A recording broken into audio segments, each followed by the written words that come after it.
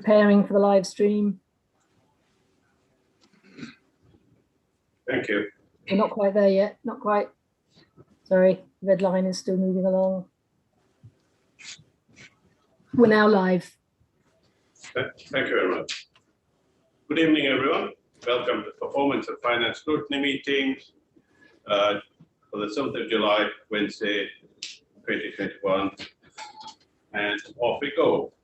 Ashley, can you just put your mic on? Let me try again. Good evening, everyone. Welcome to Performance and Finance Scrutiny Committee meeting held today, the 7th of July, 2021. And let's start with the agenda. Apologies for absence. We've received apologies from Councillor Alloway, Councillor Betton, Councillor Chapman and Councillor Crowe. Councillor Tedder is substituting for Councillor Alloway, and Councillor Victoria Wheeler is here virtually because she's currently in self-isolation, having been pinged. Thank you very much. Minutes of previous meeting. Can someone accept it? Thank you. Thank you, Councillor Rice, and thank you for Councillor Ditch.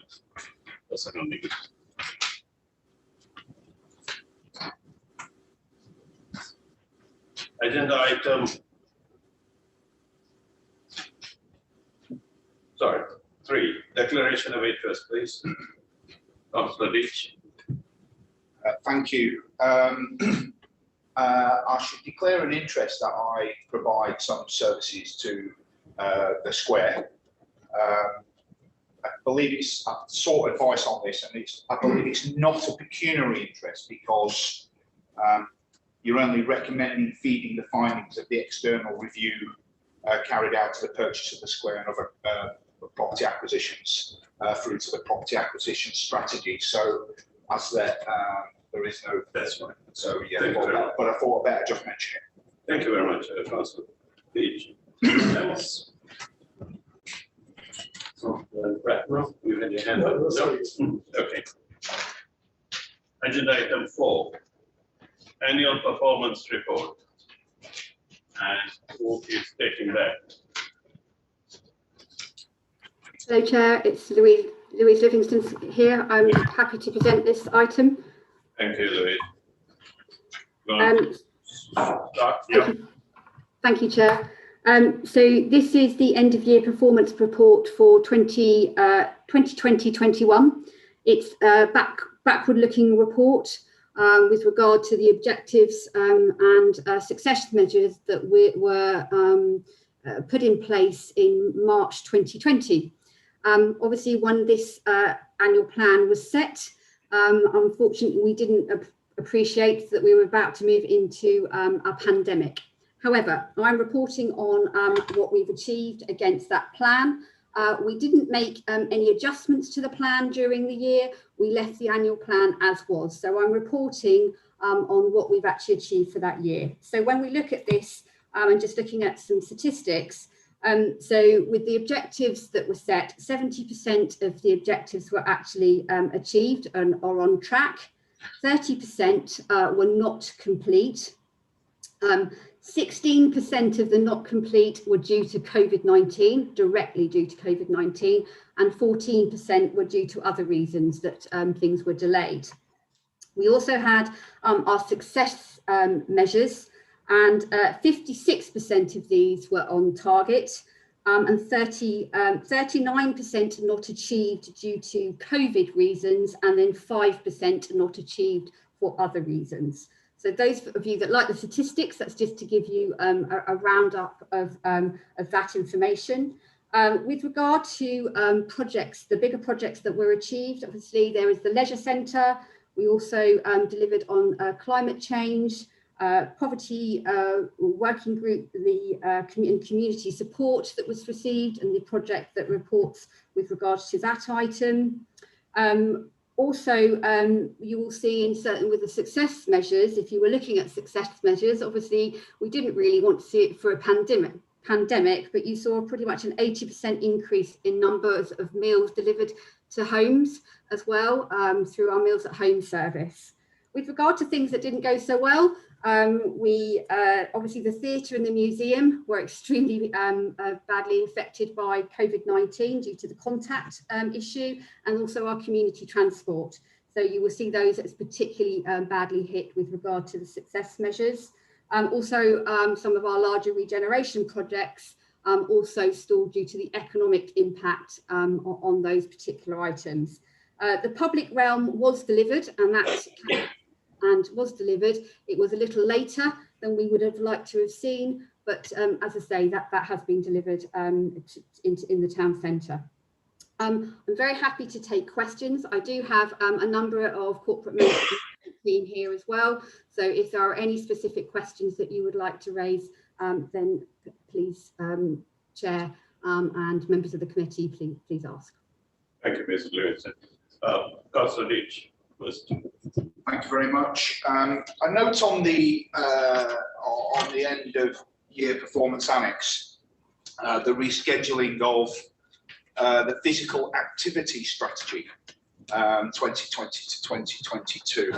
Now, I do understand the reasons for that strategy to be delayed because of COVID, but I would suggest that because of COVID, I'm carrying a few extra lockdown pounds, as I'm sure a lot of other people are, but there is identified health inequality in pockets of Surrey and in Surrey Heath, and I think that that is something that we ought to get onto as fast as possible, so that when we do come out of this pandemic, people, including those with disabilities, are in a position to get themselves back to peak performance. So I would just like some assurances, really, that that is not going to get put on any back burners, and as soon as it's humanly possible, that we can get that strategy delivered. Thank you.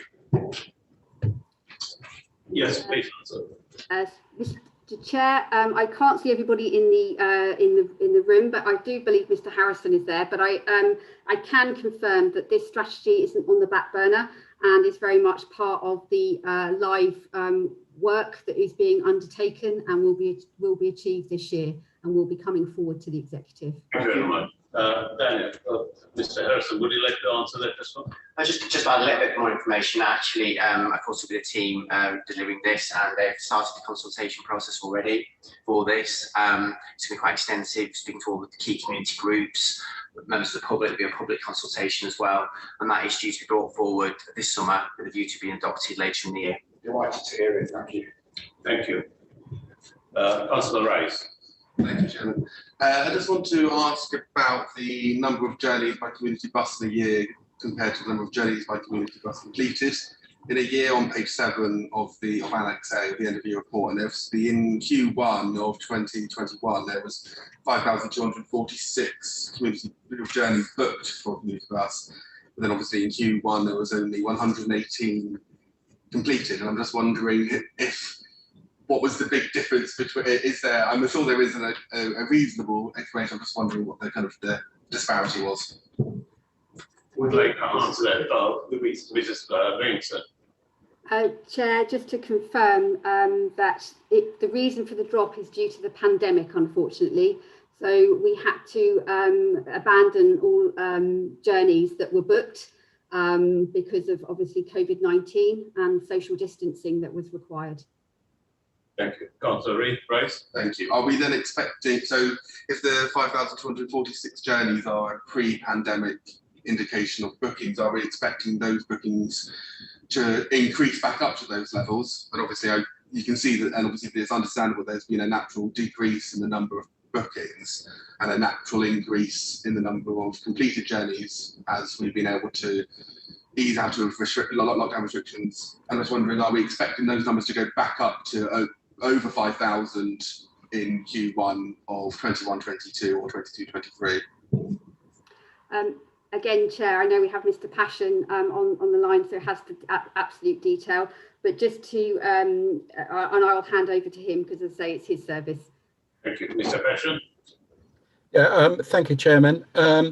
Yeah, unfortunately, as Louise was saying, we weren't able to provide a full service during COVID because of, I mean, the transport service was operating all the way through COVID, but we were restricted on the number of people that we could take on the buses, and also a number of the sites that we would normally take people were closed.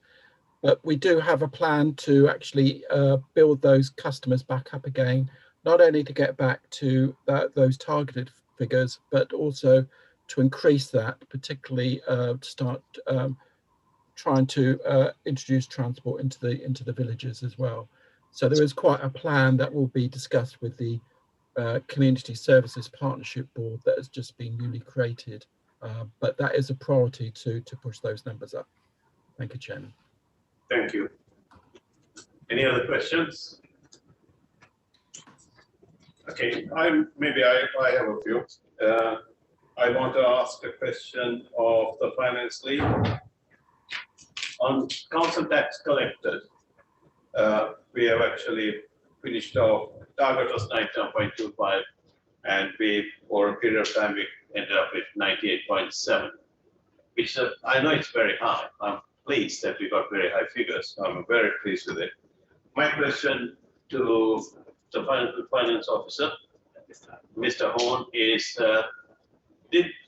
how does the grant system or the universal credit system help the residents to pay us on time? Can you quantify that?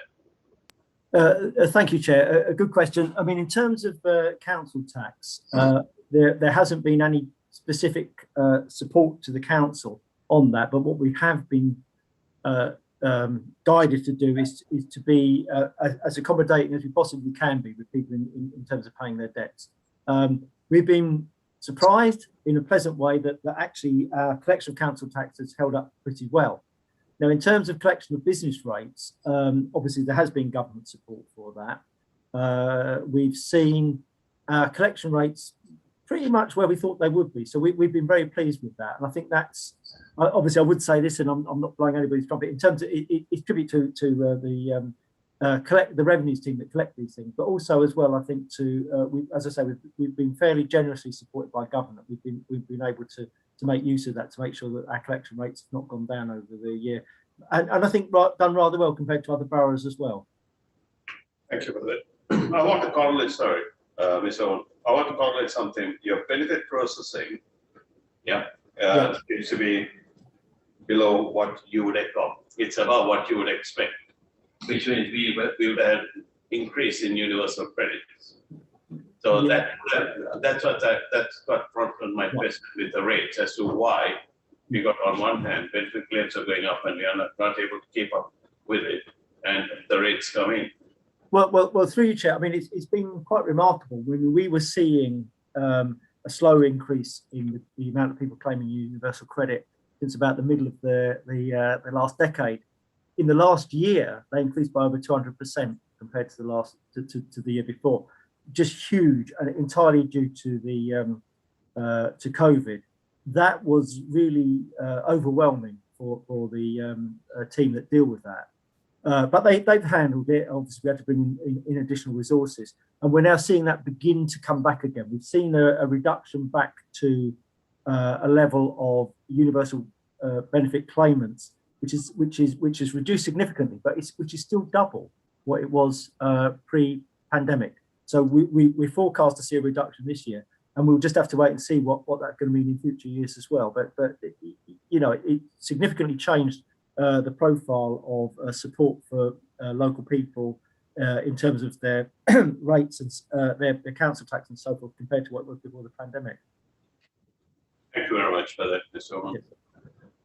Mr. Councillor Rice. Thank you again, Chairman. I just have another question for Mrs. Livingston. I believe this one before, just on page 14 regarding planning enforcement breaches. While it's, and I'm very pleased by the kind of meeting of the target. I was wondering, should we be including the figures on planning enforcement cases pursued? Because obviously we have the planning enforcement breaches, which is then the reporting to councillors. I'm just wondering if there's any figures based on how, like, if there is a target for how many planning enforcement cases we take, etc. I was wondering if there's an answer to that one. Coming back, Chair, and to Councillor Rise, we're actually working on this currently, and this is from work that has been requested from councillors at a planning committee, and we are currently working with a new system, Councillor Rise, to make sure that we do get this up-to-date information. And once we've got that, we will be coming out to all councillors and advising them of that information and then sharing that on a regular basis. And we will also continue to report on, as you say, the number of enforcement cases and what is actually going on with regards to that. Hopefully ward by ward is what we are working towards. Thank you very much. Can I now call on Councillor Wheeler, then Councillor Bate, and then Councillor White? Thank you, Chair. Sorry, I've got to go back to my notes. I just wondered if it's possible, please, to have specific figures. I appreciate they may not be ready for this meeting on the number of environmental health complaints and the breakdown of those. So I appreciate there's a sort of dialogue here which says that it's mainly bonfires, but I'm sure there was quite a varied smorgasbord of complaints, and I wonder if we could be informed of the nature of the complaint and how many, and also ward by ward, please. Mrs. Livingston or Mr. Passion? Probably best to Mr. Passion, if that's okay, Chair.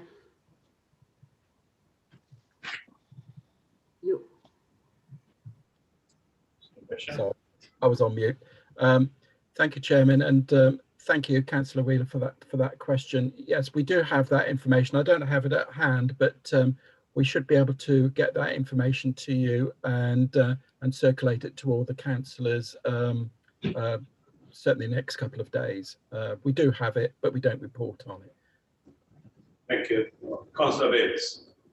Thank you, Chairman. This is just in response to your question regarding the benefit claims and local council tax support scheme. And I firstly wanted to echo the comments made regarding the work of the team and the significant increase in cases that they had to deal with. It was a very large rise indeed.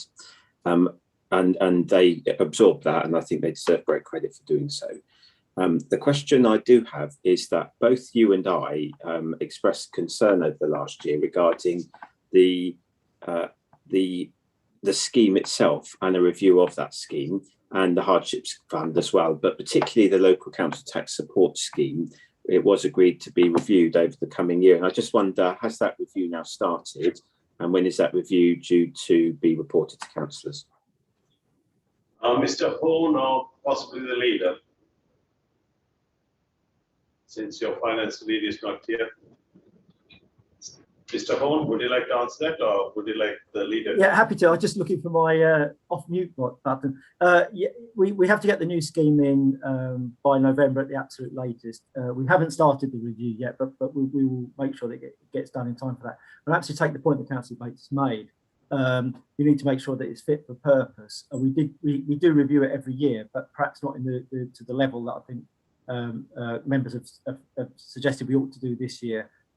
Given that there's been a significant increase in the volume of people that need to benefit from that, so we will give that a good going over the summer, and we'll bring it back to into the committee cycle in October at the latest, to agree in November to feed it into the scheme for the beginning of 2022. Thank you. Thank you. Sorry, Councillor White. Going back to community services, could somebody advise me and the whole of Bagshot when the Windle Valley Day Centre will be reopening? I know that responsibility for it has been removed to Runnymede, and they are apparently dealing with it, but there's a lot of residents within the area that need to know when and if this facility is coming back to us in Bagshot. Councillor, Mr. Passion. Yes, Chairman. Another very good question. Yeah, we're desperate to open that as soon as possible. Certainly, our community services manager, Darren Williams, is really desperate to get that open. I think there are a number of residents who really need that service and are anxiously waiting for it. We did carry out, we had a risk assessment that was brought in, a risk assessor came in, and the risk assessor was quite clear that we shouldn't open that until the stage 4 of the roadmap for COVID comes in, and it's pretty certain that after the 19th that will come in. I haven't got a date when it will open, but I can certainly again get that date to you, because we're very anxious to open that as soon as possible. Thank you very much. I would appreciate if you can keep Councillor White informed on the date, because as you know, Councillor White is very interested in making sure the workshop residents are served. Thank you. I have a question. Which I need to ask, which is on page 25. It also relates to something that's going to come later on. Refugee resettlement. It says 3 families, and the whole thing goes now NA. But we have received a grant from the government for the Syrian refugees. How come we received the grant and not actually implemented it or got any refugees settled here? It doesn't show it. The numbers don't show it. Mansfield. Councillor Mansfield. Thank you, Mr. Chairman. I'd just like to reflect back on the previous point. Sorry, I put my hand up earlier. Raised my hand. It's just to confirm, Councillor, the councillor comment earlier about the day centre in Bagshot. I can assure you, please, that we are working, tirelessly to get this open as soon as possible. If we can open it this month, then we will, and I will give you the actual date as soon as it's agreed. Once all these risk assessments are cleared, it's on my radar, and I want it opened. If I could, I'd open it tomorrow. But I will assure you that I will give you the date as soon as we've agreed it. Thank you. Thank you very much. Councillor White informs me that refugees have been put into homes here, but the numbers are saying there's not a place there in there, which means I presume no one is coming. So I presume there's a mismatch with actual and the numbers that are being presented. Mr. Passion. Chairman, yes, this is a service that I've inherited from Mrs. Rickard.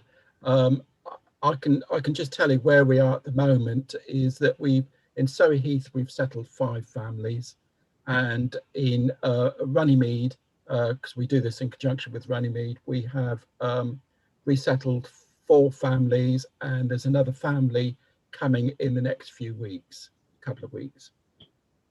Thank you. Thank you for that.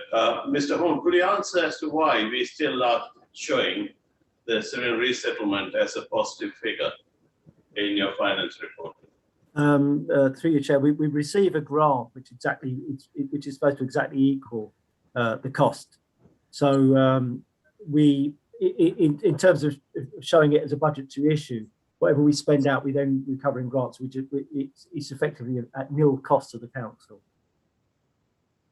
Okay, but we have got refugees settled within our borough. We have, that's absolutely, yeah. Okay, thank you very much. Thank you. Councillor Garrett.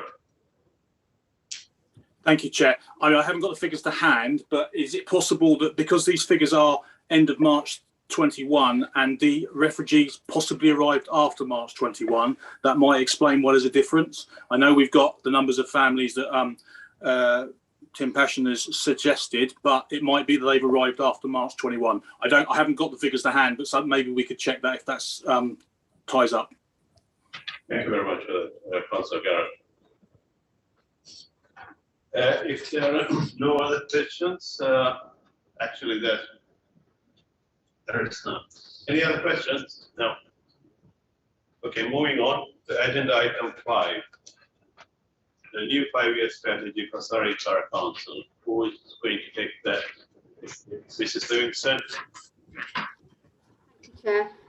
So this item is actually a forward-looking item, and this is about looking at our 5-year strategy for the next 5 years.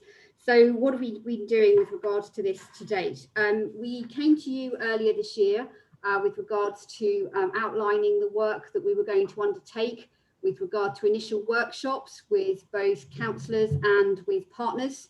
And we have now undertaken that exercise. And we've now sort of also met as a task and finish group, which is a councillor group that met last month to review that work. And we're now at the point with regard to having some key headlines that we're now ready to go out with for public consultation. The headlines with regard to the 3 categories that have been suggested today and are in this report are as health and quality of life, economy and environment. And then underneath those, if you go to point 1.7 and 1.8, these are some of the prominent issues that councillors and our partners then brought up with regard to that would sit under those particular categories. Now, these are just ideas at this point, because obviously what we're now doing with all of this information is we're looking to start a public consultation and take these headlines out to the public and ask them what their thoughts are with regard to what our 5-year strategy should look like and what priority we should be giving to each of those areas. With regard to the consultation, it's due to start, the public consultation is due to start next week, and you will start to see a number of different initiatives used with regards to how we look to engage with our community. We won't be looking to do everything on within the first week. We want to make sure that we engage as much as we possibly can. And if you go to 2.1 of this report, you will see the different ways in which we're looking to engage then with both partners, businesses and the general public in Surrey Heath with regards to what they would like to see the council prioritise. With regard to obviously then reporting that back, what we're looking to do is that the task and finish group will meet several more times, a couple more times, whilst the consultation is continuing, and then after the consultation, and then we will be looking to bring a report back to Performance and Finance scrutiny on the 7th of September with the outcome of that consultation, which will be then ready to go to the executive and then on to full council in October. What we are asking for with regards to this evening and what we would like any feedback on is to note and comment on the proposed overarching priorities that we have set out. Also looking at the initial member and partner workshops and the key issues they raise, whether you have any comments with regard to those items. And comment on issues that you think should be of a particular priority or those that are of less priority. And again, if you have any views that you would like to share with us. And as I say, we then have the consultation exercise that we'll be undertaking, which will be due to start next week, finishing on the 27th of August. And that will be including, as I say, online surveys. We're also looking to speak to partners at many committee meetings. We're also going to set up forums with the public and again, making sure that you as councillors are invited to those forums and that you have the information, again, to share out in the wards so that your ward is aware of this consultation that's going on and that they can feed into it as much as possible. One thing is that the consultation, the full consultation questionnaire is quite long, so we're also doing shortened versions because what we don't want to do is again put people off. What we want is, depending on the medium that they're using, we want to capture their information. So we may have, you will see things like a short survey which may only have 3 questions, which is on social media, for example, and with then a posting to go to the full one if they so wish. So those are just some of the examples of what we're undertaking, Chair. And again, any questions or comments are very much received. Thank you. Thank you very much. Councillor Leach. Thank you. On the consultation and public engagement, on the item public focus groups, I was wondering if I could just make the suggestion that, you know, more and more residents have got much more used to now using platforms such as Zoom and so on. And I think that just certainly some of the let's say, public engagement events that I've been involved with, the online ones over the last year, we've noticed a significant increase in participation when we do them online. Now, I'm not suggesting that we only do them online, but I think that if you could include that in the strategy, please, I think that we're likely to have far more resident engagement if we make it easy for them to engage. So thanks very much. Thank you for that, Councillor Deep. It's a very good suggestion. Actually, I think there was a sort of a conversation of having an app produce, a small app. I don't know where that's gone to. Councillor, Mrs. Livingston. Just coming back, Chair, just to confirm, absolutely, Councillor Deach, we are absolutely taking that method. We're going to have possibly up to 3 engagement sessions, evening, morning, afternoon. Again, trying to make it as easy as possible for the public to engage with us. And yes, we will be looking to use Zoom as a possible option, as well as getting out there and talking to people and going to places in our villages and in obviously our town centre as well to get that feedback. Thank you. Councillor Rice, then Councillor Bates. Thank you, Chairman. I would only just endorse what Councillor Deach just said, because I think if we look at the levels of engagement that we as a council have had with our online council meeting with residents engaging, I think it's been a marked increase in that engagement, so I would support that.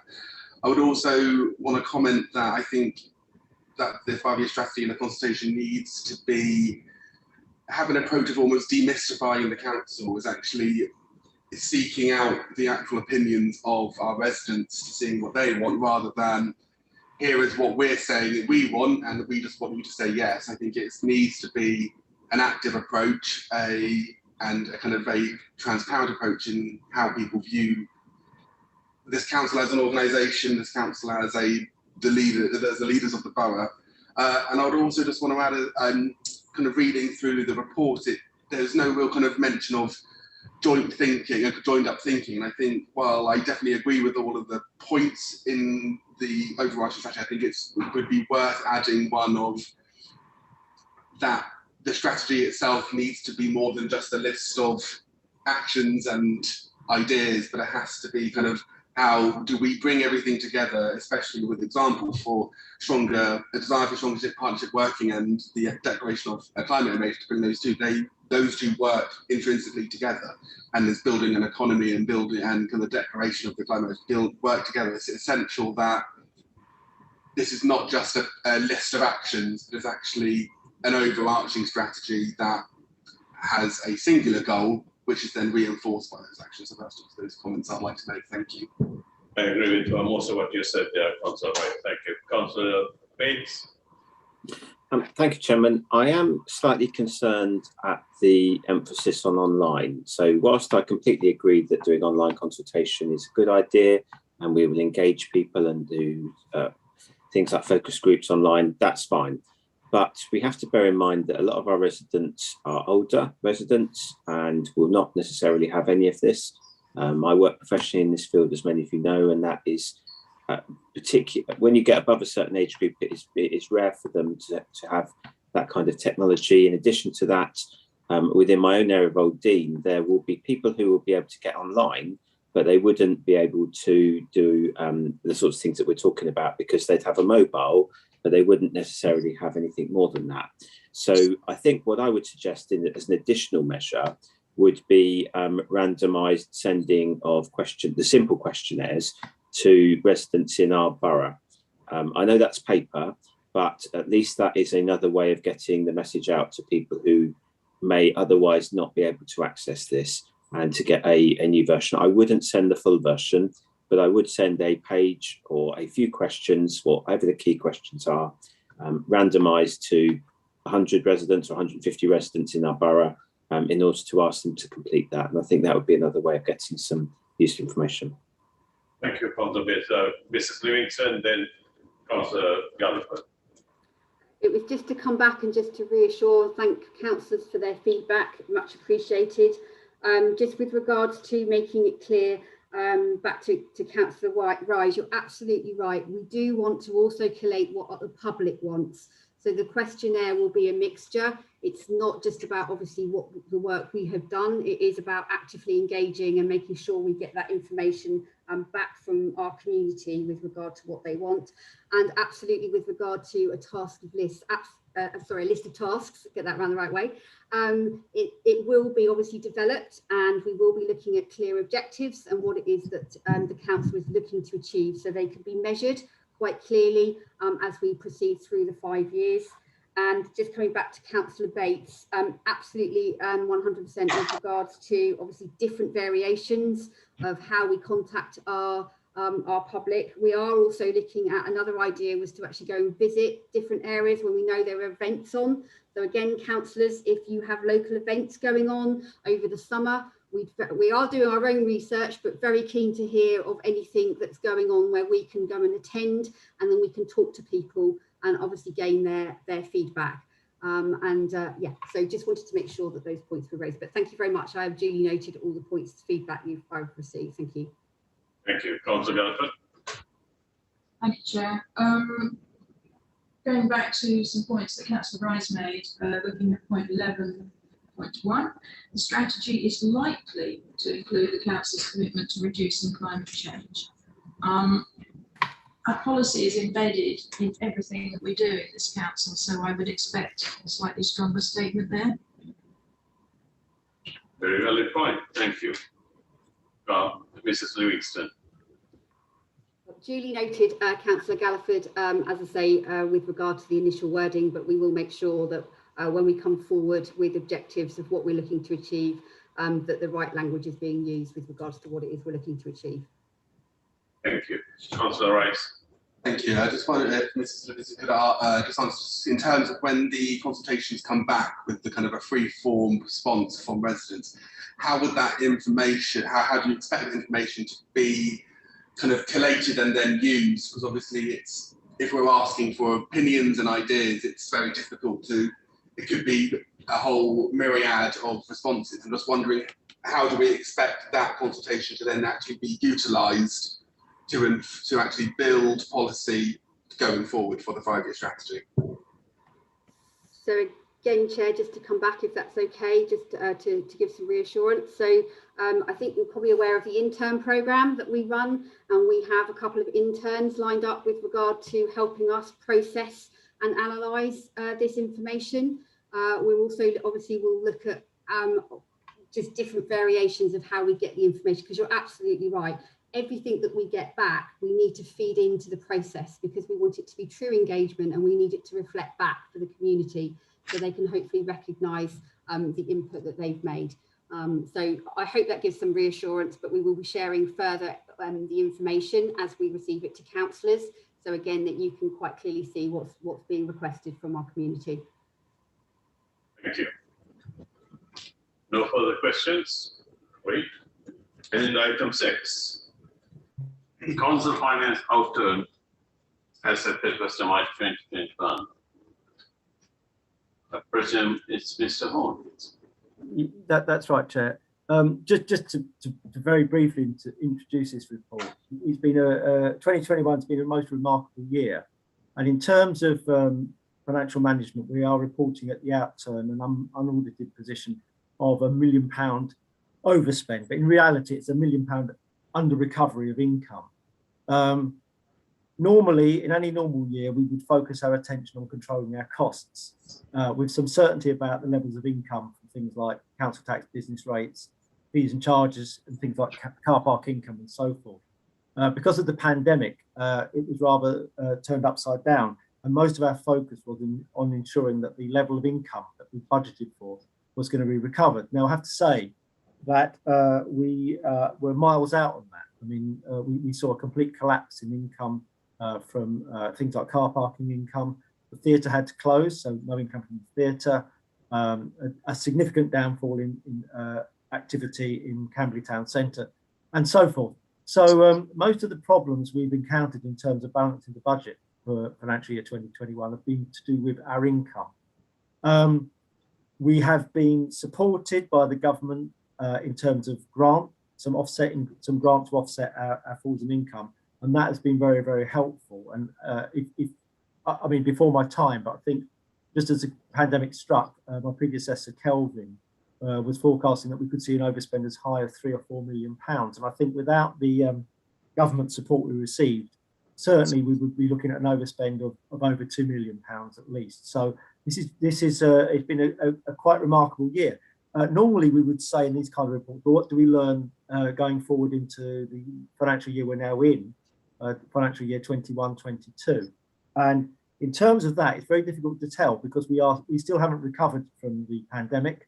That we know that the support from government is going to end or has ended at the end of June, and that there is an expectation now beyond the 19th of July that things will get back to normal, in inverted commas, and we ought to see an uptick in things like, you know, the Camberley Town Centre, use of car parks, the theatre will reopen, we've got the new sports facility, the leisure facility opening, and we ought to see our income levels begin to recover. I mentioned earlier that our income levels from council tax and business rates have been pretty steady, but of course a lot of the business rates have been supported by government grant as well. So we'll just have to see whether the recovery is going to be robust, or whether we will continue to see problems with tenants in our town centre properties, for which we're the landlord, and business rates generally for local businesses. And we'll continue to monitor that. But I think we'd have to say to a large extent that 2021 was a one-off. And obviously I'm very happy to take questions on that. Well, as I said, I'm happy to take questions as members see fit. Thank you. Any questions? Councillor Rice? It's just a question of clarity on page 37 of the agenda document. So it's the second page of Annex A for finance, and it has budget of 1.8 million and an actual of 3.5 million. I'm just looking at the variances, and it looks like there are some minus figures when they perhaps should be positive figures. I'm just wondering if I'm just reading this table wrong. With respect, I think you are. What we saw was a huge adjustment. First of all, let me say that none of these really impact on the overall financial standing of the council. But we had to do, I'm going back now to the previous financial year, there were a number of adjustments which had to be done at year end, including, as it says, a credit note for a large debtor. That kind of upset the balance of the overall financial. These are not day-to-day expenditure of you know, the finance team or anything like that. It's the council's overall financial position. So we had to do some year-end adjustments for the previous year, 1920. That had some impact, but can I just assure you, council, it had no effect on the bottom line of council's day-to-day spending. So just on, I do not claim to be an expert when it comes to figures, so I'm just wondering. That's okay. No. When it comes to corporate management, and there's the variance of minus 1.235 million. Yeah. Is that that we spent under? No, that is in theory an overspend. But as I said to you, it's just an adjustment between two financial years, so it has no impact on the overall financial position of the council. I don't want to say it's just an accounting adjustment. It's a bit more than that, but it was money we've spent in 1 year, and we just had to adjust between the 2 years. Okay, I understand. I'm just trying to understand the uses of the positive signs and the no. So if it's where it says remaining plus 46,000, that's is that good. money we have left over, or money that we have spent extra? Minus is bad, plus is good. Can I just simplify this for all concerned here? If it's a minus figure, it's an overspend. If it's a plus figure, it's an underspend. Yeah, in simple terms. Yeah. But that particular I like to think I know a little bit about debits and credits. Okay. Thank you. So, Mr. Horn, on the same point, can I raise the point with you? During our briefing, we actually had a conversation, and we agreed that you were going to tell us, and particularly on page 36, by each heading, how much grant we had received, so we could actually see where we lost rather than. But I haven't seen that schedule. I presume you would circulate to the committee members. Through you, Chair, I will do. And apologies, I wasn't able to get that together. As a rule of thumb, all income that we lost, other than commercial property income, we were compensated by the government by 75%.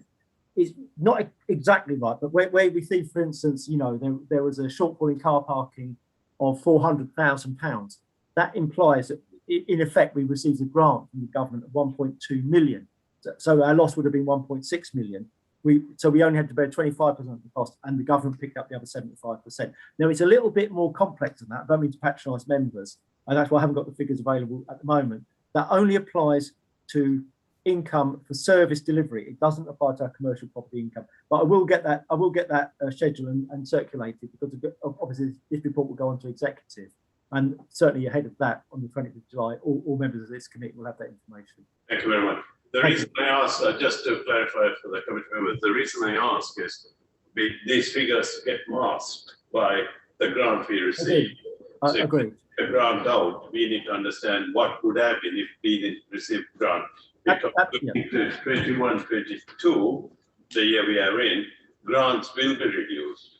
So we will need to know for future comparisons. Absolutely, Chairman. As I said in my introduction, Kelvin, my predecessor, was predicting an overspend of maybe £3 million because of the pandemic. Now, it's a lot less than that, just 1 million. But of course, as you say, a lot of that is because of the grants we've received. Now, going forward, we are assuming that post, now, the end of June and going to July, we will see a big uptick in the economy. And therefore, our income levels from things like car parking charges will go back to normal. And that's what we've assumed for financial year 21-22. Now, if that doesn't happen, we're not going to be getting those government grants to offset our losses in future. But, we remain confident as officers that the estimates we put in for the current year are robust.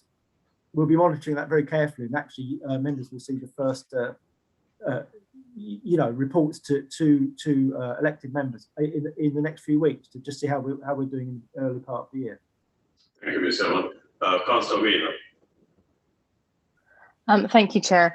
Could I ask for greater clarity, really? I think going back to Councillor Riser's point on these figures, it would be really helpful to have cost, so expenditure, anticipated revenue, variance, grant received, outstanding variance, so we can have a look at it. I'm just looking, for example, if we look at the theatre, where there is an overspend of quite a considerable bit, some of which has been offset by other bits. Right. How theatre catering can overspend by £83,000 is beyond me for a closed facility.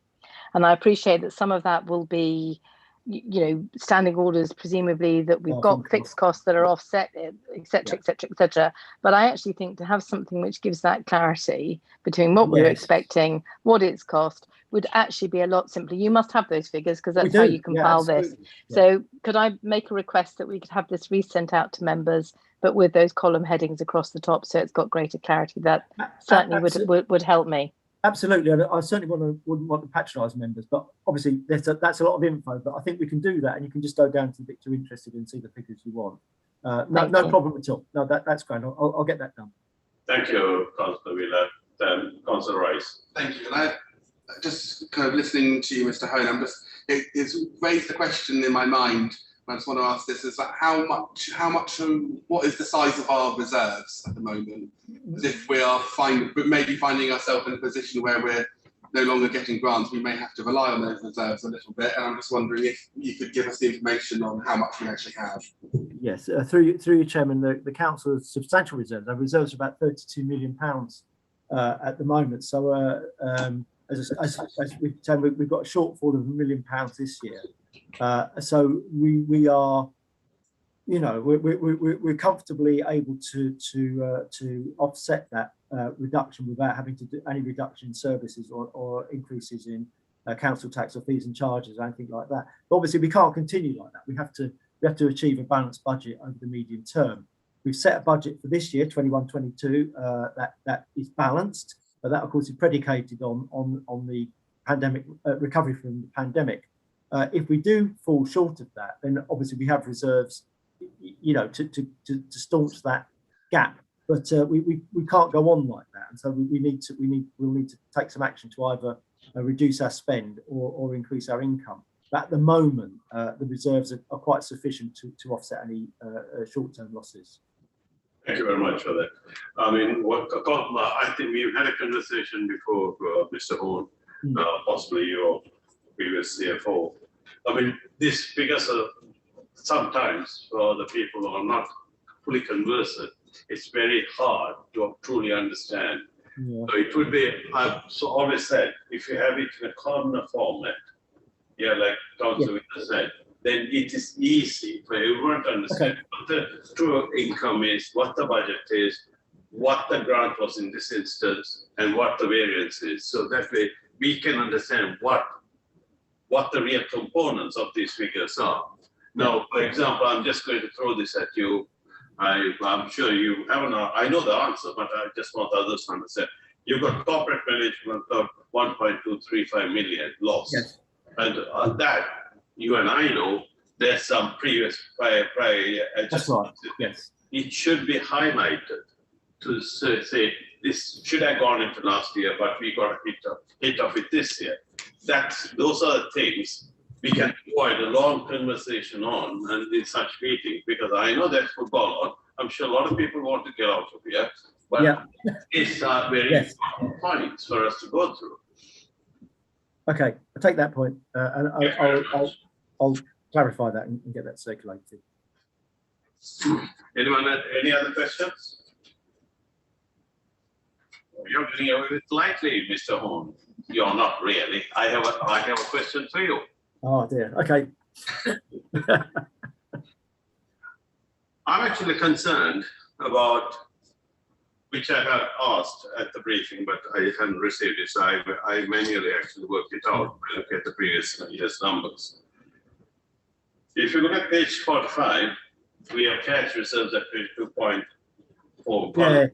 Rounded up 22.4 million. Yeah. Yeah. So I compare this to, I mean, this is what I mean by comparison. So we can actually look at where we are heading. 2019, we had a cash reserve of 30 million.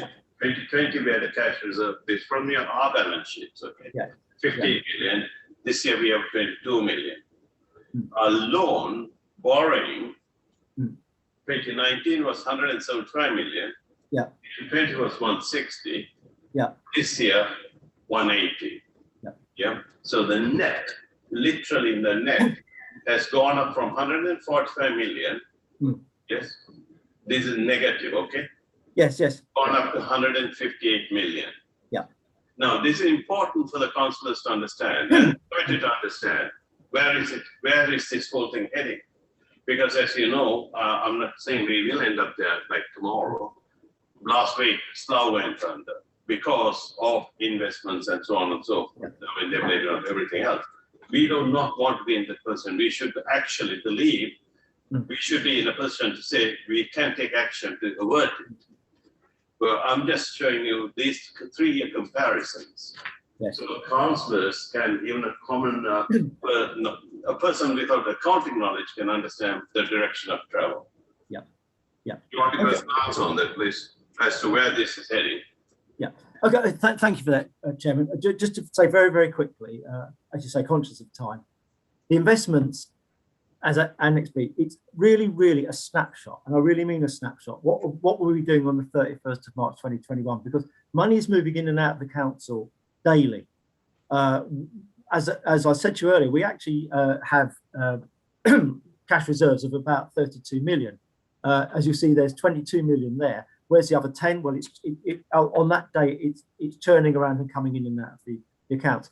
It's almost, so that figure on its own just simply shows where we're at a particular time. But what you're referring to, Chairman, is the longer term position of the council. Now, in terms of the longer term position, we are continuing to borrow to fund our investment in the borough. We have for a long time now borrowed in short term, where the interest rates are cheaper, but we're beginning to move back to a policy of borrowing for a longer term. The timing of this is difficult. The expectation was by now we would see an increase in interest rates, and therefore important to lock in at lower rates. We haven't quite seen that yet, but with I was talking to Councillor Perry about this morning, but as we come out of the lockdown, a lot of cash floating around with limited goods, services, and even workers, we're expecting to see some inflation, and inevitably that means increases in interest rates. So we're getting in now. We're beginning to, as the men in suits in the city say, buy into the curve where there's value, and so we are still I'm confident on behalf of the council that we're still getting good value from our investments. On the one hand, we're getting as good as we can, and that we're borrowing at the lowest cost possible over the medium term. As I say, in the very short term, because we're exchanging short-term debt for longer term, it's costing us a bit, but I'm confident that over the medium term, we'll see that was a sensible thing to do. We just have to wait and see where interest rates go. I do take this a snapshot at a particular point in time. That's the only thing we can compare with. Yes, absolutely. Yeah, compare it like with like. If I compare it with, I can't have a compare. No. If you looked at where it was on the, this is the 31st of March. If you looked at it on the 28th of February, it would be completely different. Okay, I mean, very clearly, it's something for the leaders at this meeting. So it's something for the leader to take away and have a conversation with you and the finance exec. It is important for the council, this committee, particularly this committee, to understand the direction of travel, because it is, without that, we'll be failing in our duty as a committee. Yes, we continue. Please carry on. No, I was going to say we continue to borrow, to invest in the borough, mainly at cheap rates at the short end of the market. So we're borrowing over the relatively short term, but we are now beginning to commit to longer term investment in the borrowing in the expectation we'll see interest rates rise because of the coming out of COVID and inflationary pressures in wages, and also in as I say, the factory gate in terms of material costs and so forth. Finally, before we take a break, because it's coming up to an hour, with audited tools, who advise us on the treasury management? At this particular moment, we got interest very low, and we still got some short-term borrowings. It would be a good idea for us to truly understand, the committee to understand what advice they'll be providing the council going forward, because like you said, interest rates are about to go up. It's the time to push some of the short-term borrowings into long-term borrowings. I'll leave that with you with the okay. Yeah. Thank you. Shall we take a break? Sorry, Councillor Ditch. Could I suggest we don't, provided everybody's okay, because I know there's some that want to get back and watch the footy. No, I think it's best that we take a short 5-minute break, if that's okay with everyone. Yeah? Yeah, good. Thank you. I tried, Valerie, I tried.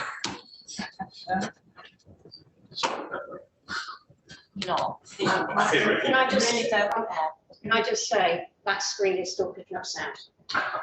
That's all right. For those of you who are watching, hello. Let's take 5-minute break and come back. Exactly 5 minutes, okay? I need to search. I don't understand those figures either. Half the population doesn't understand. It's all gobbledygook. My accountants get paid so much. Just having problems to do it, but I've managed to somehow it's come on, but I can't use the iPad. Some reason or other, when I try and connect to the Zoom session, so I can actually see them on the screen.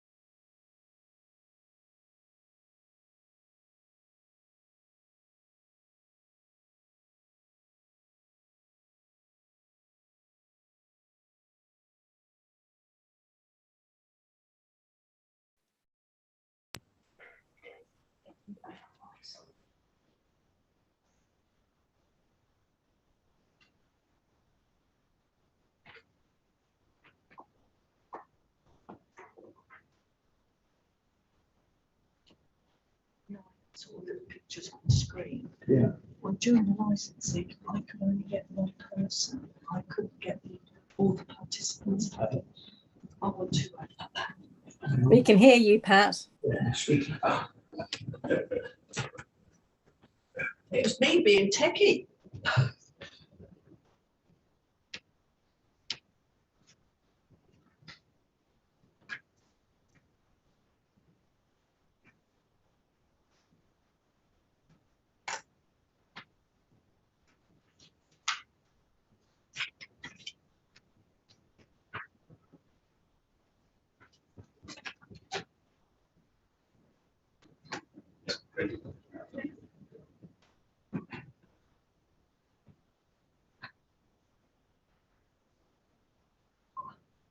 Looks like everyone's back. Looks like everyone's back, so let's get going.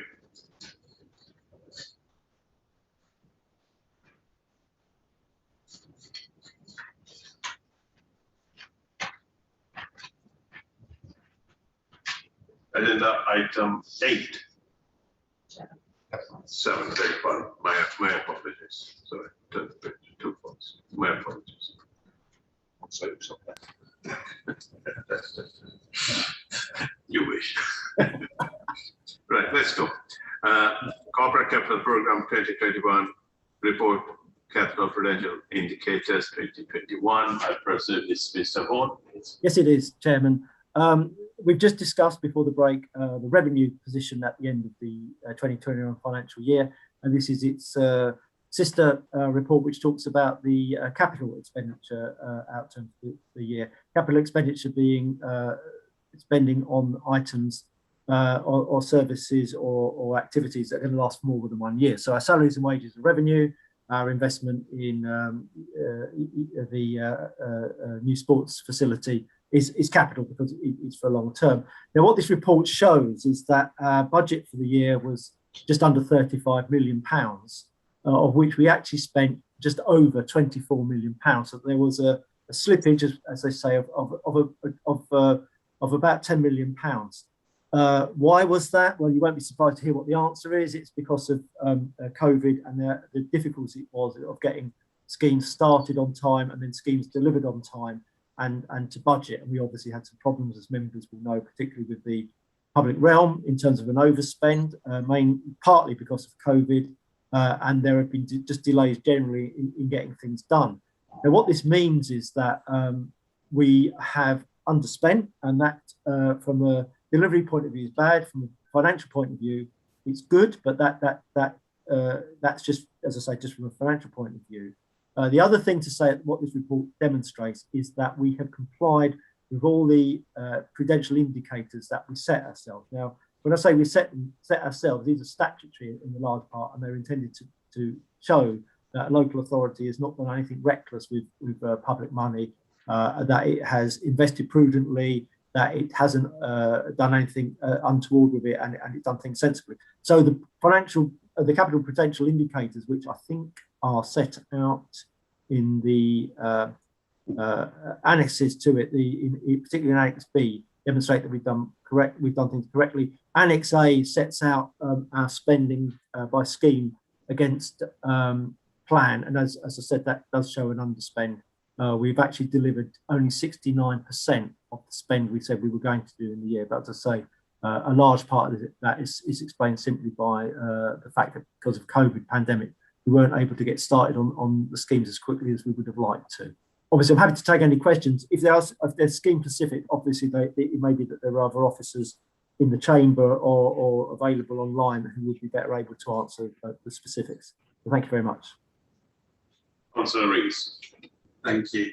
I just want to, it's just the 10 million difference. And I was wondering, are we expecting that 10 million difference to come up in next year's capital spend? And I'm just wondering, on the second part of that question is, will that 10 million actually end up increasing because of increased costs because we only need to read the news of increased costs of securing building materials? I'm just wondering, the 10 million difference, it's good for the overall budget that we haven't spent it, as you said, but where is that 10 million going to crop up? Through you, Chairman, without exception, it will be carried forward. So the schemes that were delayed in 2021 will be delivered, will be accelerated to deliver in 21-22 to catch up, because obviously the spending is actually a commitment by the council to do various things in the borough for the long-term benefit of local people. So the delay means obviously that there's money sitting about that we've committed, which we haven't committed, we haven't spent it, and therefore it's earning a few bob of interest. But we will spend it. I take your point absolutely, and I mentioned this earlier. We are expecting inflation to go up, so it may be that the budget, what we budgeted for those schemes a year ago, will turn out to be not quite sufficient because of the increase in cost of materials and labour and so things when we go to contractors. So we need to keep an eye on that. Absolutely, I haven't got a more specific answer on that. We'll just need to make sure when we actually go out to tender that we know what the budget envelope for each scheme was, and we'll do our best to keep within it. That's all right. Thank you. So if there are unexpected increases in costs, and I'm not, Martin, Mr. Hone, I'm pretty sure you won't be able to answer this. I'm just wondering, how does that work in terms of providing the increased funding for these projects that we have budgeted for, so we've approved? Yes. And if there are increased costs, is that required to come back to the executive? Yes. Through you, Chairman, absolutely. It has to come back to council. Only council can authorise increases in budget against what was set. So we would have to come back as officers to explain why the budget for the scheme has had to increase. If we have to do that, only council can do that. So obviously you'll see reports from officers by scheme explaining why there are differences. Thank you for that. Any other questions? Related question to the same, particularly on Annex A. I understand that not all of it, most of it would be spent in 21-22. That means we will actually, this is going back to my previous agenda item. That means we are going to borrow more. We are not going to use our cash. We are going to reserve our cash, whatever the cash we have, say 20 million, whatever it is at today. We are going to borrow more, which means our net borrowing keeps increasing as the capital expenditure increases. So that my assumption, I presume, is correct. Well, Chairman, it may be, and I'm sorry if I sound vague. You know, we set out our budget and we set out our medium-term financial strategy on the assumption of a certain level of borrowing. In reality, because money's churning around all the time, we may or may not need to borrow. And I know that sounds a bit of a bizarre answer, but because we have within the £32 million of general reserves, we have identified about £9 or £10 million available for capital spend. We would, if we think interest rates are too high to borrow, we'll use some of that. If we think interest rates for borrowing are reasonable, we won't touch the reserve because you can only spend it once. So I'm sorry if that sounds like a bit of a weird answer, but on the one hand, as I say, we set our spending plan for years to come, but the actual financing of them is a matter of almost, you know, it's a decision that we make probably within 2 or 3 months at a time. But I do take your point that overall, we must expect at some point, if we continue with investment in the borough, that our borrowing overall will go up. Thank you very much. So thank you. Fundamentally, you agree with me that the net borrowing for the council for the years will go up. Yes, Chairman, over the next 2 or 3 years, we'll see an increase in borrowing. Thank you very much. Any other questions? No. Sorry, Councillor Mansfield. Apologies for David. Can you see it? I think that's just it's just the mouse cursor. Oh, is it? Sorry. Okay. It's a mouse hand. Yeah, sorry. Okay. False alarm, moving on. And then the item 8, report task and finish group on the council property investment. For this, I would like to welcome Robert Colvin and Alan Harris. Robert is from Avison Young, and Alan Harris is from Montague Evans, who were kind enough to provide us with evidence, and Montague Evans, Alan Harris, appeared in person to give his version of events, his method of calculation, etc. Thank you very much for the time. Can I hand this back to Mr. Horn, please? Thank you, Chairman. I will introduce very briefly because, as you say, both Rob and Alan are here from Avison Young, who did the major part of the investigatory work. and Alan from Montague Evans, who obviously were there and thereabouts, and were there actually when the major transactions took place. So, I mean, just to say that you know, without sort of reading out what's there, we set up a task and finish, or the council set up a task and finish group last year, and we took evidence from everybody that was involved on a professional basis for during the acquisition of the Camberley Town Centre and associated ancillary investments. That was Arlene Close, the Treasury Advisors, Montague Evans, who are here tonight, Adelshaw Goddard, who provided legal advice, and our external auditors, who at the time were KPMG, and as members may know, we've now moved over to BDO. So we had them both in, talk through the processes that the council followed. Now, I won't steal the thunder of Rob or Alan, but what the general conclusions were that the financial advice we received was appropriate, the legal advice we received was appropriate. The chief executive at the time took some advice from council about what we could and couldn't do. That was reasonable and set up the legislative powers we had to make these acquisitions. And the auditors, KPMG and subsequently BDO, did not demur from the view that we'd made the acquisition correctly. But one of the things members may know, certainly it's a matter of common knowledge, is that our new auditors, BDO, when they took over, were not happy with the way in which it was shown on our balance sheet. That they thought that the way we presented it was wrong. It didn't affect the bottom line of our finances, but they just felt we put things in the wrong boxes, and there was quite a lot of work done when BDO took over from KPMG to put that right. The actual, we said, or rather the task and finish group said that they would accept without any amendment whatever the recommendations were from Avison Young. Now, they are set out in just looking for effect from paragraph 1.11 onwards, and then they're set out in considerably more detail in I think it's section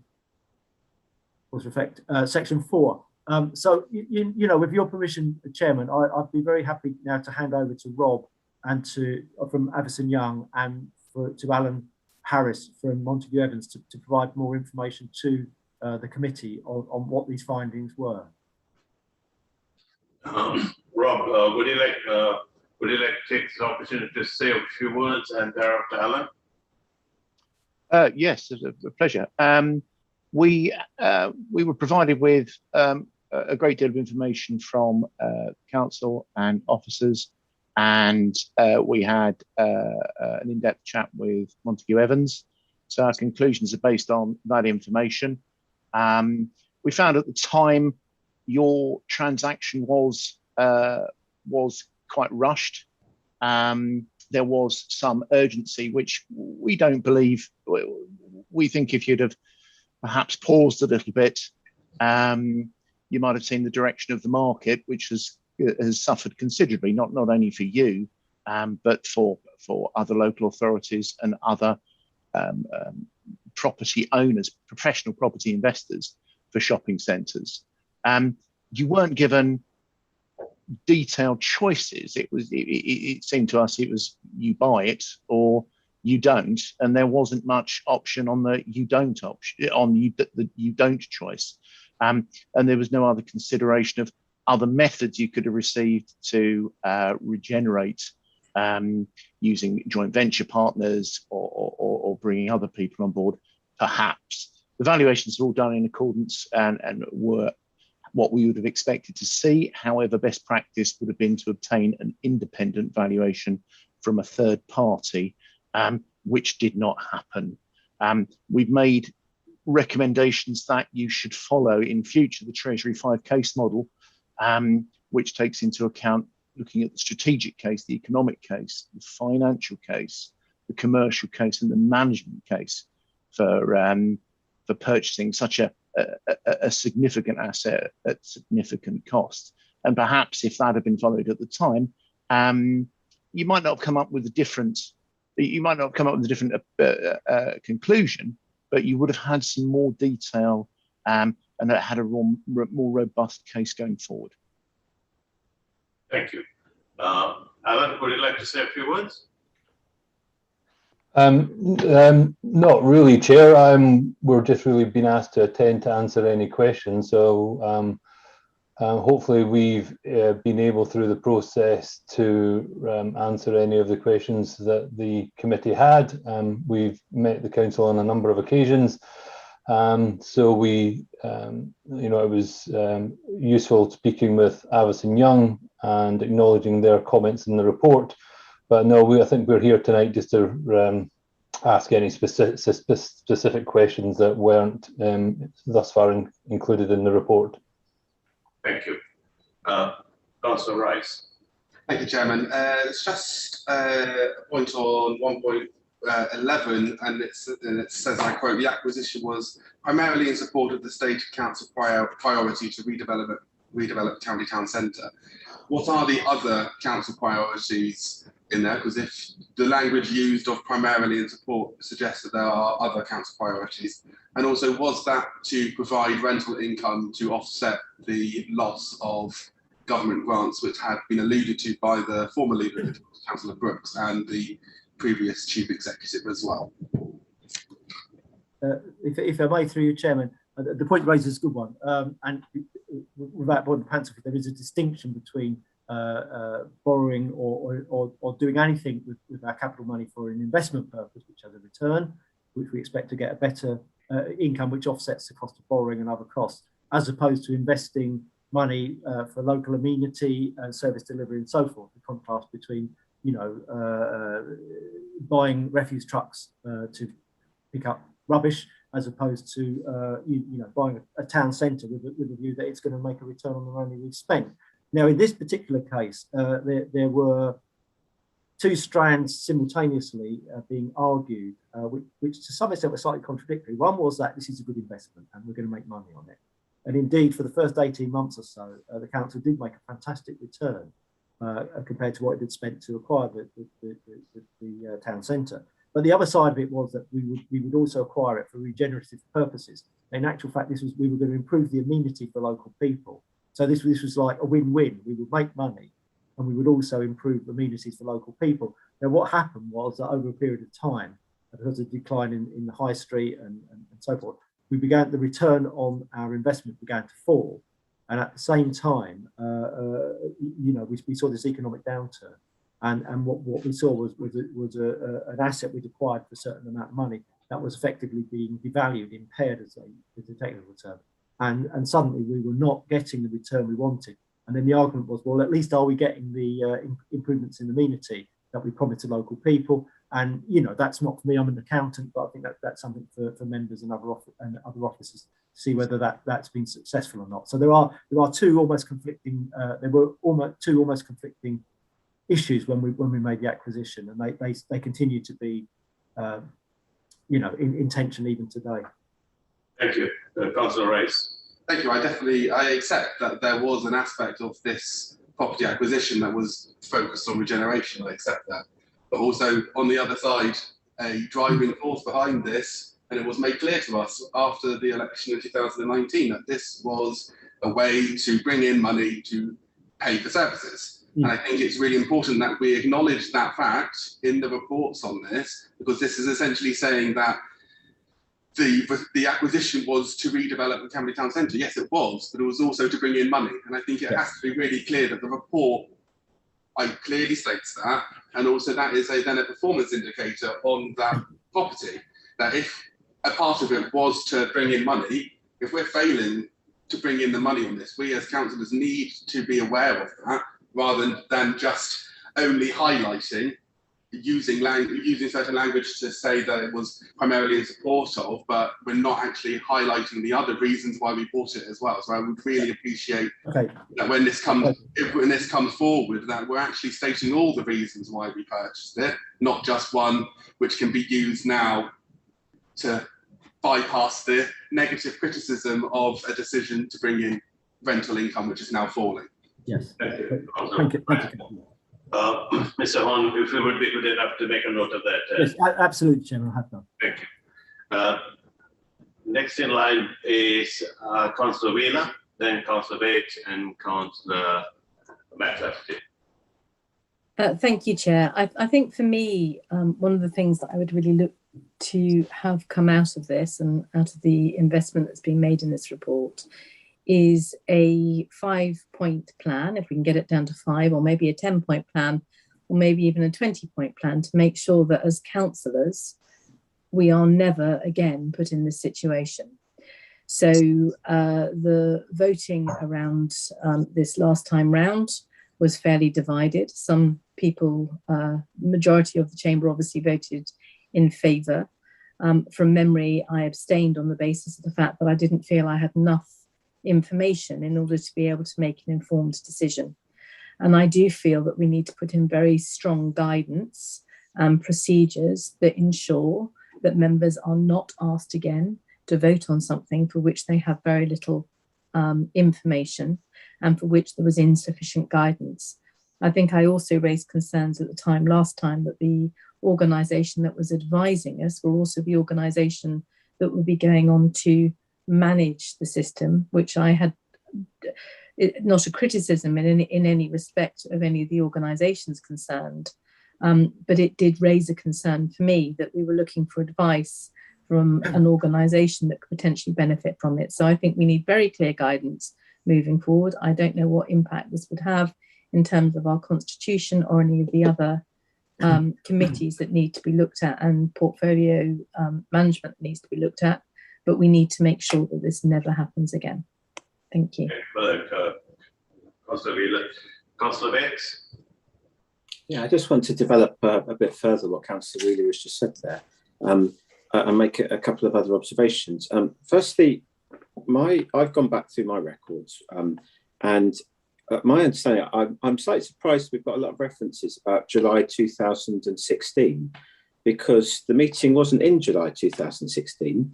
It was on the 24th of August 2016. That's right. Now that, yeah, so I'm not quite sure why repeatedly through this meeting and this report it mentions July 2016. Now there was a full council in July 2016, but it didn't cover this particular item. This item was covered in late August 2016. Now, what I hope that isn't semantic in the sense of that I just want to be reassured that our advisors have actually been looking at the correct papers and not at another meeting that took place. I'm sure that didn't happen. That didn't happen. Good, thank you. Now, in terms of the more substantive point, and it's actually very helpfully covered in the subgroup meeting that took place with on page 80, sorry, just turn to 86 with Montague Evans, because it's actually a side kind of line in it, because what actually happened that night, and I was there, so I've made it clear that I didn't want to take part in this subgroup as a result of that. But on the particular night in question, on the 24th of August 2016, there was two meetings. There was the meeting which was the formal council meeting that took place. And as is indicated in the third paragraph of that meeting, there was, which I'll read to you, Montague Evans provided regular updates to the Council's Land and Property Board during the build-up to the purchase of the mall, and had attended a briefing of all councillors held before the council meeting, held to debate a decision on whether or not to buy the mall. And that is absolutely correct. So I can remember Mr. Harris being at that meeting, I was at that meeting, and so was Adelshaw Goddard. And what basically I just want to be reassured about is that members received two reports. We had an agenda which was very limited before the meeting, which is the point I think Councillor Wheeler is right to make. And then at the meeting itself, we were presented, this was a meeting that started at 6 o'clock before 7 o'clock for council meeting, a number of other pieces of paper that were orally stated and were physically given. Mr. Harris may remember, I'm not sure. And I just want to be reassured, I suppose, that as a result of this investigation, that that our advisors have actually looked at that information that was given at the workshop immediately before the meeting, and also that the subgroup members have.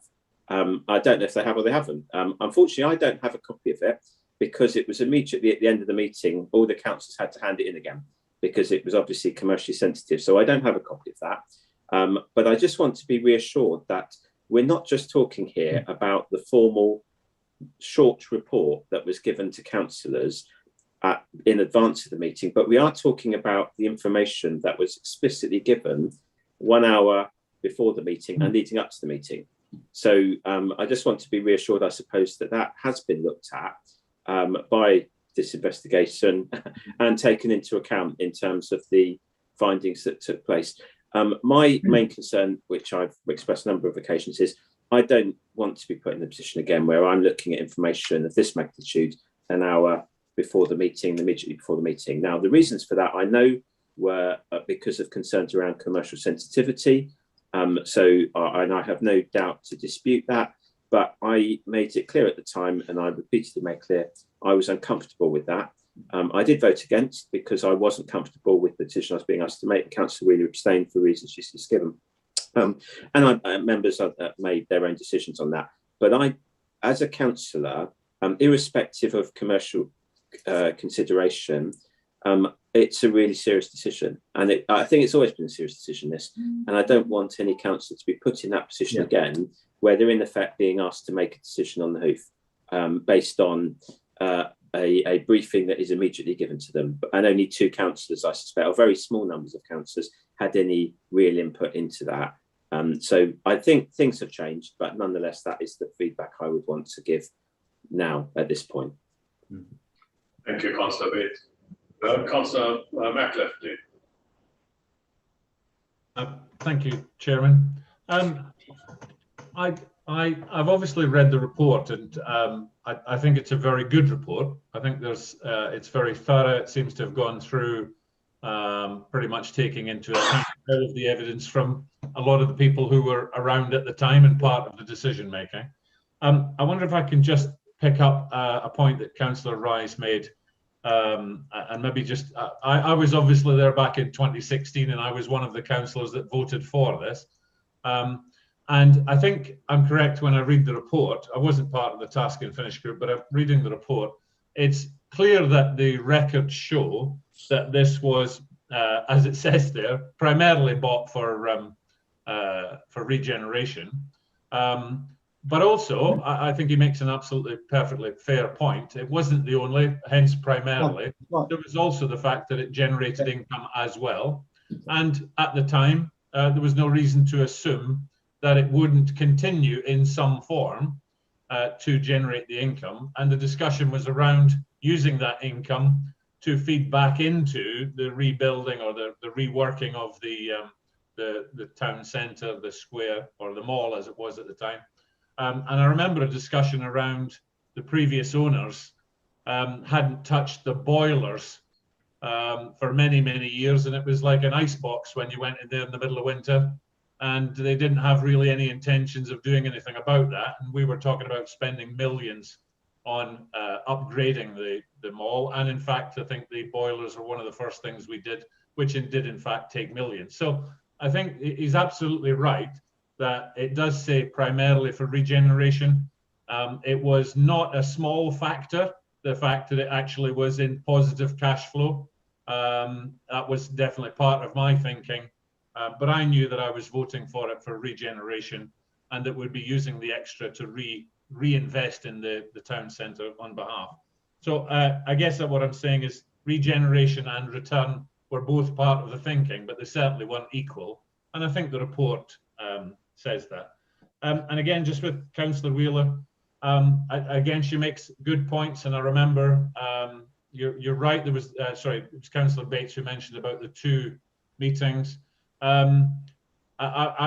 It probably won't come as a surprise to Councillor Wheeler, but I was comfortable making the decision. I felt that I had certainly enough information to make the decision, enough that I actually voted for it, and I was happy with that information and happy to make the decision, and I still think it was the right decision. That said, with the report, I absolutely agree that improvements can be made. We should be looking to improve our decision making. Certainly, it should be in line with best practice. And I note that there's a number of recommendations at the end, and I'm sure at some point we'll go through those and have a look. I say this committee will go through them and make any other recommendations to the executive, and we'll look at those. But I just wanted to put that out. Thank you. Thank you. Councillor Bates. Sorry, Chairman, I just wanted to correct one thing that has just been said there, because according to the minutes of the meeting of the 24th of August 2016, Councillor McClafferty wasn't there. He in fact sent apologies to the meeting, as did Councillor Deitch, Dugan, Malcolm Cooper and Councillor Sturt. So I'm afraid I'm much as I usually agree with a lot of what he said, I'm not quite sure why he has just said what he said, because he wasn't actually at the meeting. Thank you for that. Any other questions? Councillor Rice. It's not necessarily a question, it's a response to Councillor McCafferty, and it's why I agree that the decision may have been taken on regeneration. It's essential that, as I said, that when we review performance, we have to base that on every single, even if it was 1% of the decision, which I suspect it was not, which I suspect that in that meeting there was a presentation by Montague Evans which projected a return, because again, as Councillor Wheeler said, this is no criticism of the organisation, but when we were presented with the option to buy the atrium, we were also presented with a very detailed presentation, very, very short notice, but a presentation of a progression of travel which showed a significant return. And I said, and I imagine at that meeting that it was very clear that this was going to be a return, an investment return. So we need to be able to balance that on performance indication, not just on regeneration, which I agree is important. And I agree that purchasing property for regeneration to improve the borough's corporate strategy on Camberley is important. But it's important that we also take a whole view approach to this, not just look at one part of it and ignore the negative side of it. Thank you, Councillor Rice. If there are no other points to be made, what I would like to do, Councillor Wheeler. Thank you, Chair. Just actually, it's quite unusual for Councillor Rice and I to agree, but I absolutely do agree with him. This was an investment for one purpose at all.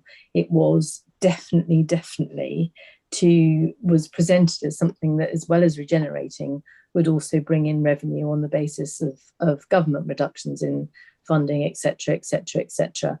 And I can't imagine that any council would have committed to spending, council or councillor or officer or any other advisor would have advised to have spent that amount of money if it was purely for regeneration.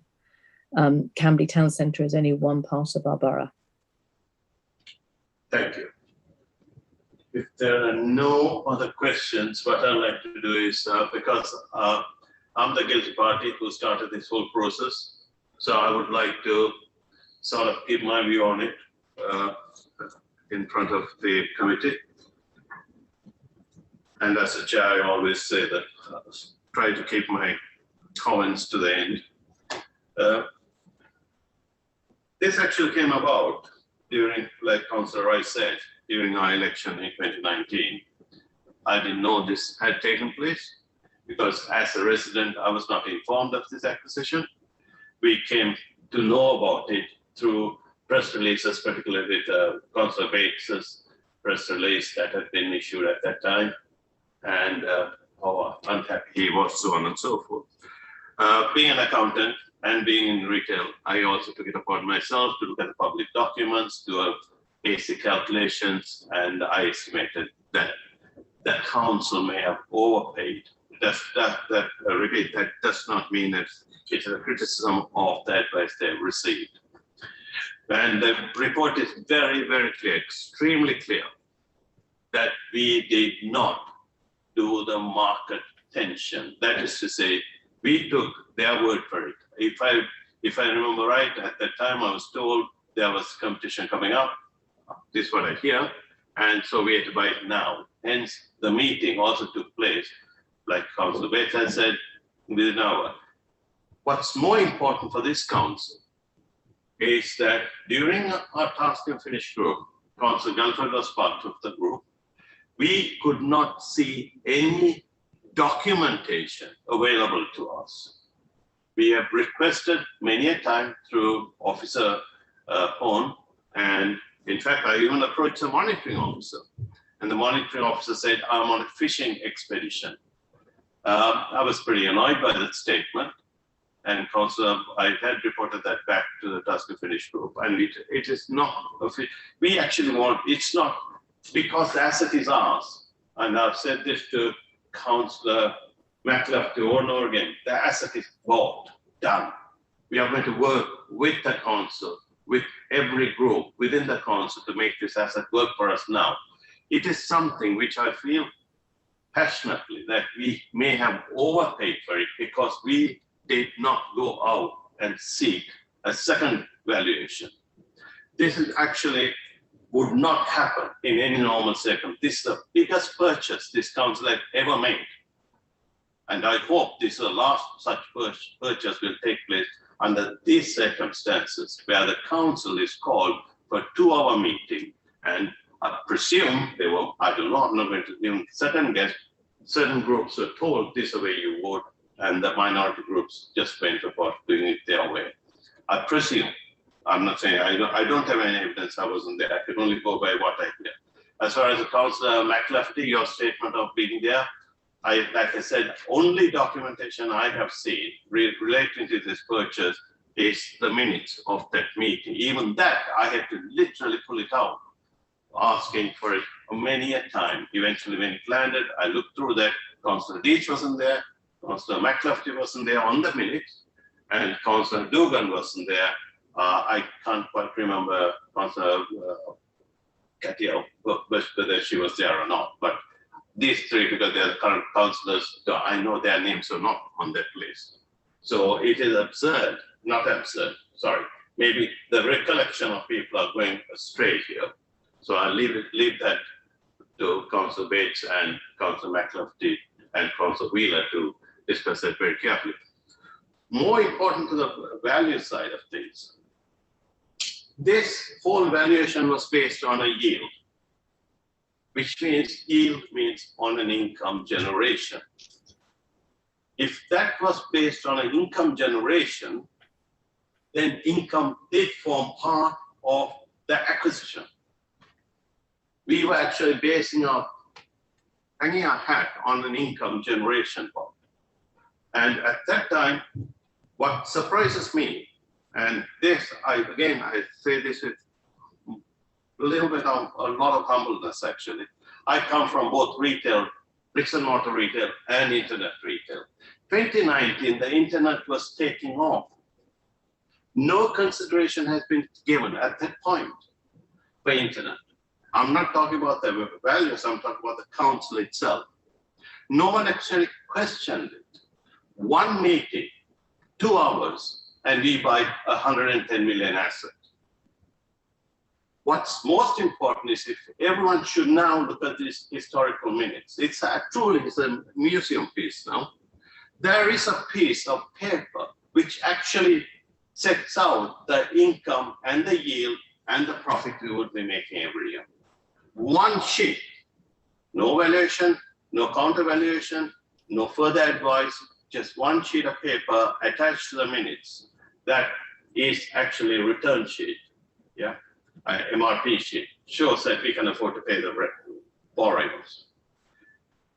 To be honest, I'm quite, even looking at this report, I'm actually going to refer to Abson Young's report because that's the only report I have actually, we have commissioned. And Alan, I do thank you, genuinely do thank you for all your time. You have done your part of it as value, no problem at all. Robert, you have done your part of valuation. You just make one important statement here. This is at the top end of a value you have not seen in 2016 when you bought it. Now, if it's at the top end, why did anyone, there were valuers within the councillors, estate agents within the councillors. There were people who were buying and selling assets within the council. Why did they not even question this? Surely, there were assets being bought and sold throughout the country. Shopping centers were being bought at that time. Why didn't anyone question this? If you take the yield, what on page 8 of Evans Young report dated 19th of November 2020, Robert actually sets down if the yield keeps going up, rather, because when the yield goes up, the value falls. Okay, if it goes up, the value keeps falling away. Yeah, I mean, I basic calculation showed me it was about 12 or 13 million we may have overpaid. I accept that about 6 of that or 5 of that could be from the shopping center, because we did not have a competitive tension on it. That's to say, we didn't get anyone else to pay it. Secondly, House of Fraser building, we paid 17.6 million. At the same time, House of Fraser was selling another property somewhere in the country at a 25% discount. For God's sake, why didn't anyone actually pick that up? I'm not blaming the evaluators at all. I'm looking at this council and saying, we did not do our jobs. End result, the council taxpayer is carrying this can today. I can assure that our leader, I as opposition leader, will give you all the help you need to get this going. But it is important we learn a massive lesson to how to run a council. This is bad decision made by a council, making rash decisions based on a dogma. That's my opinion. And with that, I want to stop, others I'll be here the rest of the evening. Thank you. Alan, sorry, Councillor McCluskey. Thank you, Chair. I think absolutely everyone is entitled to their own opinions, okay, but nobody's entitled to their own facts. All right, and a lot of what you've just said, I can agree with. I think there are things that were not done in terms of best practice, and we should certainly be looking to improve that. But the amazing thing is that, you know, you say about in 2016, you know, things were being sold up and down the country at discounts. All right, that's true. That's true. And other things were being sold at higher than we were being asked to pay. And the price was negotiated down significantly from their starting position. And I remember you talk about House of Fraser. House of Fraser, we were in competition with Surrey County Council, who were trying to buy House of Fraser at the time.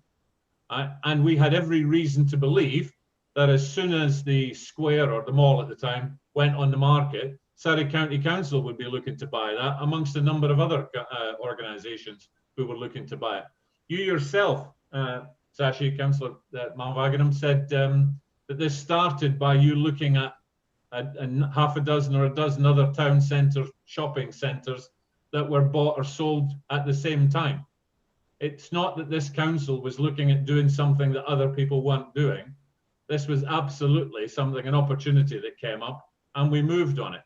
Now, there's a fine line between moving quickly and, in your view, rashly, and moving quickly and, in my view, perhaps expeditiously to get in there and get an opportunity.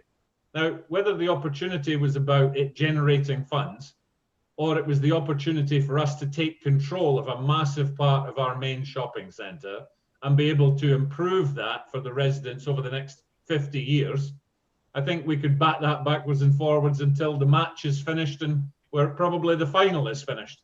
Right? But I have to say that some of the report there, the report, I think, is based on records, it's based on interviews, it's based on expert advice, which was taken at the time. And some of what I'm hearing tonight is, you know, forgive me, but it's 2020 hindsight, said anybody should have known back in 2016. We took expert advice from top experts, and they gave that advice, and we decided we had to do whatever we were going to do with the decision based on that advice. It wasn't Montague Evans's decision, it was ours. But I'm just saying, you know, facts are facts, and that's what the report is actually showing. I think that there's a lot of room for speculation, and I think we should do our best to keep that to a minimum. I think the other thing is, I actually really appreciate your final point there, which is, I think we've done enough looking back at this. You've spent time and resources looking back. The report does make recommendations about moving forward. It makes recommendations about adopting best practice. And you're absolutely right. It is a tremendous asset of this council. And what we want to do is make it the very best that we possibly can for the years and years to come. Thank you. Thank you, Alan. Any other points to be made? Councillor Bates. Thank you, Chairman. I don't think I had an answer to the question of whether or not you or sorry, the panel, or indeed our advisors doing this investigation, saw the information that's presented to councillors immediately before the meeting. No. Oh, you're asking me. I'm asking whether the investigator or you as the members who run the committee, there's mention in this report about concern regarding the information given to councillors, and I just want to be clear as to whether you did receive all of the information that was given to councillors. Well, sorry, can I answer? Sorry, Chairman. The main document we had regard to was document is undated. It's titled Strategic Acquisition of Property Holdings in Surrey Heath Confidential Report. And the author was Karen Whelan. Yeah, that is, I believe, is the document. We sent it on to you, Robert? Yes. Yeah. And that sets out the background and the advice regarding the structure that you were purchasing it in, the JPUT, and recommendations. Yes, I've seen the document. That's only, I repeat, that these are whatever Robert has received are the only documents we have seen. We have requested for documents, we never got any, which I found it very extremely disappointing documents. In fact, there was a presentation by, and these presentations were done by Montague Evans and Alan Harris. Even that we did not get sight of, I must admit, we really did. So we were flying a little bit blind, but with all that, Alan did come around and give his side of the way where he saw it, rightly so. And Robert, whatever, if it was a desktop valuation, Robert took those documents and came up with his valuation, and I still taking the top end valuation and the house appraisal, what at that time, I still believe we potentially, okay, I'm not saying there was no tension. Another purchaser involved in terms of getting a price negotiated down. That's my view, and it is there in black and white. I can't say anymore. If there are no other questions, I would actually try to bring this to a close. And I would recommend, as a chair, to the CEO that we publish this report. Thank you. Next point.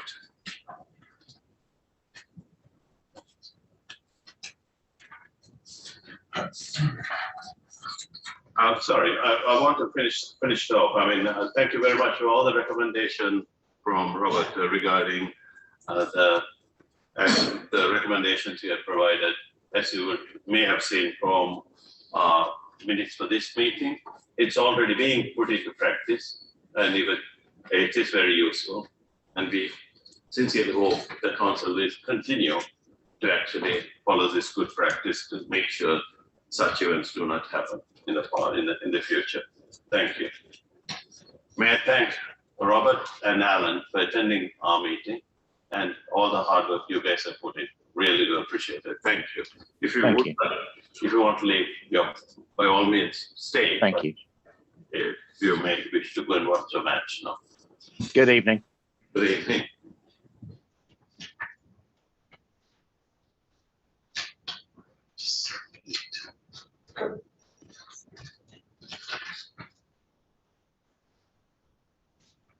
Committee work program, 97 to 100.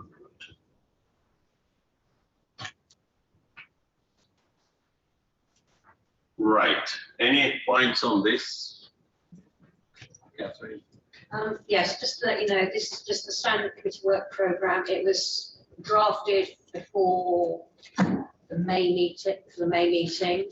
There is just one addition, which I was informed about after the agenda was published. That is for the September meeting. There's also going to be the local plan programme work added. Thank you. I also spoke at the briefing, Chairman's briefing, on September 8th, December 2021, the point number 4, review of public realm work. I mean, this was actually sent to us by exec for us to look at. It's a task that we have decided, I think it was decided by the P&F to create a task and finish group for this. So we will actually, then I would suggest, if the committee members are okay, we actually create, unfortunately, have a separate meeting for that, because that could end up with at least an hour's meeting on its own. So I don't know what the result is going to be. I have no idea, but it's going to take some time to go through that, and the committee will decide a group to go through the task and finish, create a task and finish group and try and get to where we are. Because I need to speak to the leader to get a brief as to what they think they need, and of course I will make my decision as a chair, along with my vice chair, as to where we should end up. So we may have to have one more meeting in between all this. So that's just a notice. All the committee members, please note. Thank you. Yep. That's Councillor Ditch. Yeah, normally on these work programme items, members of the committee might want to suggest some stuff. Is that the case with this? Absolutely. Right. Well, it's not one man band. Lovely. Well, this council declared a climate emergency some time ago. Seems like a lifetime ago, actually. And I don't know whether it would come under the environment and health portfolio update. But I would like to see this committee given the opportunity to see exactly where we are with that, because I can't think of a single thing that the council's delivered in terms of the climate emergency off the top of my head. And it must be at least, what, 2 years since we did that. Is it 18 months? Someone's Oza might be able to tell. Right, maybe we would answer that. Yes, there has been a lot. Has a lot been done. The climate change strategy, the climate change working groups being done. We've put together the 65-point action plan. We've already started on work in terms of a baseline report on the energy, or kind of the energy output and the carbon output of the borough council. But I would absolutely agree. I think we should have a meeting of the Performance and Finance Review Committee on the work that is being undertaken by the council on this. I don't want to have that, like, we could easily have that discussion now, but I would definitely support Councillor Deach in bringing it onto the agenda as soon as possible. I would recommend. Yeah. Could I suggest something to the chair of the Climate Emergency Committee, that its rotation, it appears as part of the P&F rotation. Maybe we can actually spend additional time when that turn comes. Is that okay with the Council? Yeah, that sounds fine to me. By the way, Morgan, it wasn't meant as a criticism in terms of anything. It's just that I'm not as a member of that working group. I can't think of anything that the council's physically delivered. I think we're talking about a lot of stuff by the sounds of it. And when you say emergency in the title, you think there would be a bit of urgency with it. So yeah, I just would like to. Yeah, no, it's a valid point. I'll speak to Councillor Rice and Councillor Gallagher. You are the vice chair, I assume. You're not too sure. Don't worry. No, it's still Councillor Barnett until we have our in our next meeting is when we elect the chair. Okay. I'll speak to the vice chair and the vice chair and to the Democratic Services as to when we can fit this. Yeah, as the rotation. Great. If there's nothing else on this, thank you very much. Off you go. Watch football now. Valerie, break the land speed record now. Goodbye. Good night. Thank you. Good night.